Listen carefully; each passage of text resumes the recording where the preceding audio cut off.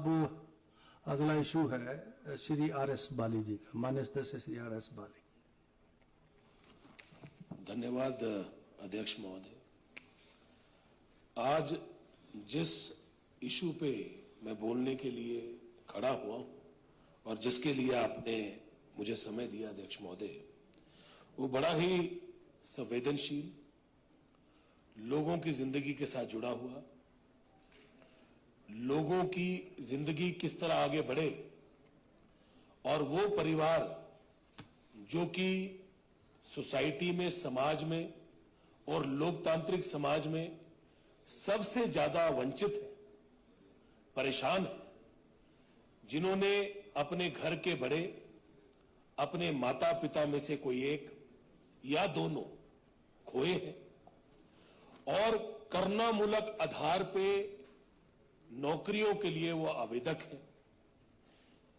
ये वो लोग हैं जो समाज के अंदर, जिनको परेशानी परिवार के अंदर, और परिवार में जब घर का बड़ा नहीं होता तो घर के बड़े के ना होने का कितना बड़ा परिवार को कितनी हानि होती है, उसके साथ ये परिवार रोज गुजर रहे हैं।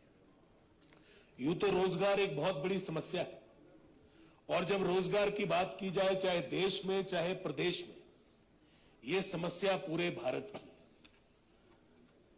रोजगार के लिए जिस तरह अभी थोड़ी देर पहले विपक्ष में हमारे साथी बोल भी रहे थे और आपसे भी आग्रह कर रहे थे कि रोजगार के ऊपर बात करने दी जाए।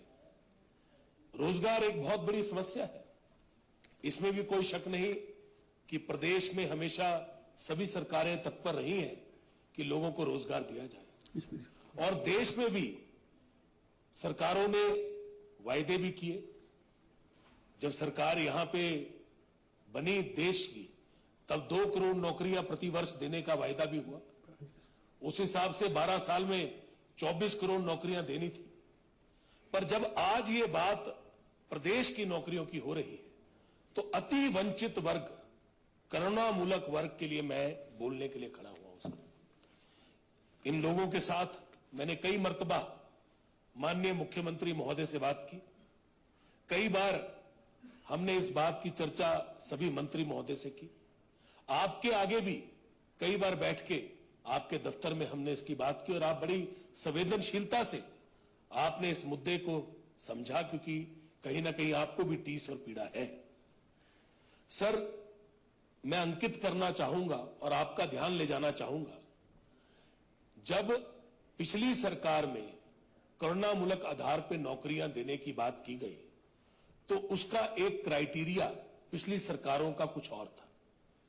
उस क्राइटेरिया के अनुसार बहुत कम लोग एलिजिबल हो रहे थे नौकरियां लेने के लिए। यह एक बहुत बड़ी समस्या थी कि नौकरियां लेने वाले हजारों थे, पर आने वाले एलिजिबल क्राइटेरिया में जो पिछली सरकारों में था, जो हमसे पूर्व की सरकार भी थी, उसमें भी जो क्राइटेरिया था उसके अनुसार कुछ 100 लोग ही लग पा रहे थे। जो मेरी जानकारी है उसके अनुसार तकरीबन 200 से 300 लोग लग पा रहे थे और आवेदक जो थे वो हजारों थे।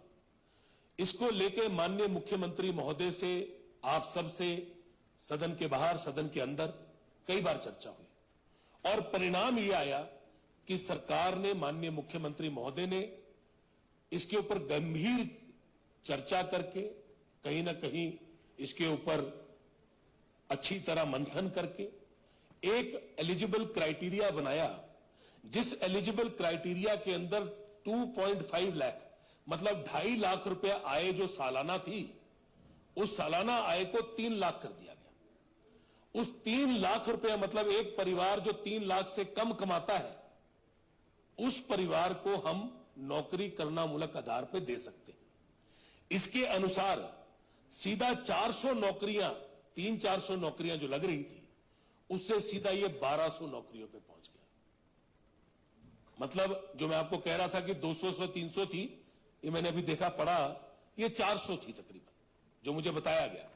ये 400 से 1200 नौकरी पहुंच गया, मतलब 1000 से ऊपर नौकरियां एकदम लगने को पहुंच गई और इनकी नौकरियों की प्रक्रिया चालू भी कर दी गई रिकॉर्ड समय के ऊपर। क्राइटेरिया बनाया गया। जब पहली नौकरी की प्रक्रिया चालू हुई तो सी और डी कैटेगरी मतलब क्लास 3 और क्लास 4 के लिए चालू की गई। सर क्लास 3 में जो क्लेरिकल जिसको आम भाषा में समझा जाता है और आजकल जिसको JOIT बोलते हैं, JOAIT, ये JOAIT जो है ये क्लेरिकल का ही काम करते हैं, IT के हैं, कंप्यूटर के हैं, जूनियर ऑफिस असिस्टेंट हैं। इनकी प्रक्रिया चालू करके 150 लोगों को नौकरी तकरीबन अभी तक दे दी गई, पर क्लास 4 में अभी तक वो प्रक्रिया चालू नहीं हो पाई क्योंकि MTW मल्टीटास्क वर्कर की पॉलिसी अभी तक स्टेट में बनी नहीं है। तो पहली चीज तो मैं सरकार को निवेदन करना चाहूंगा आपके माध्यम से कि इसकी प्रक्रिया जल्दी चालू हो ताकि जो अति वंचित वर्ग है और जिनके माता पिता नहीं है, और परिवार में जब माता पिता नहीं होते तो ये सदन के सभी जो मेरे सदस्य हैं और हमारे सीनियर सदस्य हैं ये भी सब समझते हैं कि कितनी बड़ी परेशानी उस परिवार को होती है। तो एक मैं चाहूंगा सर कि आपके माध्यम से हम जो डी कैटेगरी है उसको कहीं ना कहीं MTW की पॉलिसी जल्दी से जल्दी बनाए ताकि अति वंचित वर्ग जो है और करुणामूलक आधार पर जो नौकरियां मांग रहे हैं उनको नौकरियां मिल सके। दूसरी माननीय अध्यक्ष महोदय, मैं चाहूंगा कि एक और चीज जो इसका विषय है और ये आखिरी विषय है इसी विषय का, करुणामूलक का, इसमें सर 1 जुलाई 2026 मतलब तकरीबन 1-1.5 महीने पहले ये एक नोटिफिकेशन हुई जो ऑफिस ऑफ मेमोरेंडम आया, उसके अनुसार इन्होंने लास्ट डेट रखी 31 दिसंबर 2026। एक अच्छी पहल थी सरकार के द्वारा, काफी लोग अंदर आए पर काफी लोग अभी भी वंचित रह गए। जो रिजेक्टेड केस थे पिछली सरकारों के और वो किसी न किसी क्राइटेरिया की वजह से, एलिजिबिलिटी क्राइटेरिया की वजह से रिजेक्ट हुए थे, उन लोगों को दोबारा से टाइम दिया गया 1 जुलाई 2026 को कि आप लोग भी आवेदन दे सकते हैं, आपकी प्रक्रिया भी हम दोबारा से चालू करेंगे। पर इसके अंदर एक टेक्निकल हिच आ गई। टेक्निकल हिच ये आई सर कि जो हमने अति वंचित वर्ग, हमारे जो करुणामूलक आधार पे जो बच्चे हैं, उनको जो हमने रिलैक्सेशन दी थी 2.5 लाख से 3 लाख रुपए जो किया था, जिसके कारण 400 से 1200 लोग एकदम पहुंचे, मतलब 400 लोग आ रहे थे, 1200 लोग पहुंच गए। वहां पे दोबारा से इन्होंने नोटिफिकेशन पुराने केसेस के लिए रीओपन करने के लिए की और उसकी डेट 31 दिसंबर रखी। उसके अंदर इन्होंने वही क्राइटेरिया 75,000 रुपए रखा।